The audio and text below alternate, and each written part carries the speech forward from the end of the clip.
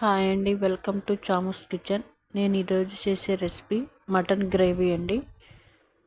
దానికి కావాల్సిన పదార్థాలు: హాఫ్ కిలో మటన్ తీసుకున్నానండి, తగినంత కారం, హాఫ్ స్పూను పసుపు తీసుకున్నాను, తగినంత సాల్ట్ అండి, ఒక నిమ్మకాయ చెక్క తీసుకున్నాను, ధనియాలు ఒక స్పూన్, అల్లం వెల్లుల్లి పేస్ట్ ఒక స్పూన్ అండి, లవంగాలు 4, దాల్చిన చెక్క ఒక 2, జీలకర్ర ఒక స్పూన్ అండి, జీడిపప్పు 7 నుంచి 8 అండి, కొంచెం కొత్తిమీర, పుదీనా తీసుకున్నాను.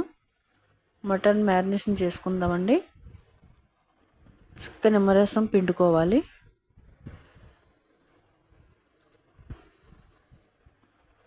ఊరికి అప్పటికప్పుడు వండేసుకోవచ్చండి, కానీ ముందు మ్యారినేషన్ చేసుకుని పెట్టుకుంటే బాగుంటుందండి. గ్రేవీ కదా, ఇలా మంచిగా కలుపుకుని పెట్టుకోవాలండి. ఇలా ఇప్పుడు బాండీ పెట్టుకుందాము. ఆయిల్ ఏమి వేయనవసరం లేదండి. మసాలాలన్నీ కొంచెం వేపుకుందామండి. ఇలా కొంచెం దోరగా వేపుకొని మిక్సీ పట్టుకోవాలండి. మంచిగా మెత్తగా పొడి చేసుకోవాలి. ఇప్పుడు కుక్కర్ పెట్టుకున్నానండి, తగినంత ఆయిల్ పోసుకున్నాను, ఉల్లిపాయలు వేసుకున్నానండి. ఉల్లిపాయలు మీడియం సైజు ఒక 6 అట్లా వేసానండి.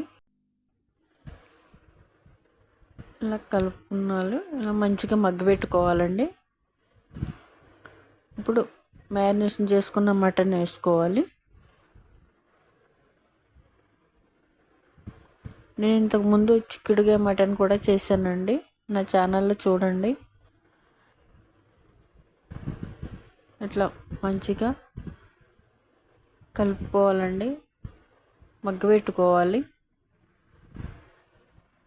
ఇలా ఇప్పుడు అల్లం పేస్ట్ వేస్తున్నానండి. మంచిగా కలుపుకుందాం. మటన్ చాలా విధాలుగా చేసుకోవచ్చండి. చిక్కుడుకాయ మటన్, ములక్కాయ మటన్, దోసకాయ మటన్, శనగపప్పు మటన్, ఇట్లా చాలా విధాలుగా చేసుకోవచ్చండి. ఇప్పుడు పొడి చేసి పెట్టుకున్నాను కదండి, అది వేసేసాను. ఇప్పుడు కూడా మంచిగా కలుపుకుని కొంచెం సేపు మగ్గబెట్టుకోవాలండి. ఇలా ఇప్పుడు వాటర్ వేసేద్దాము.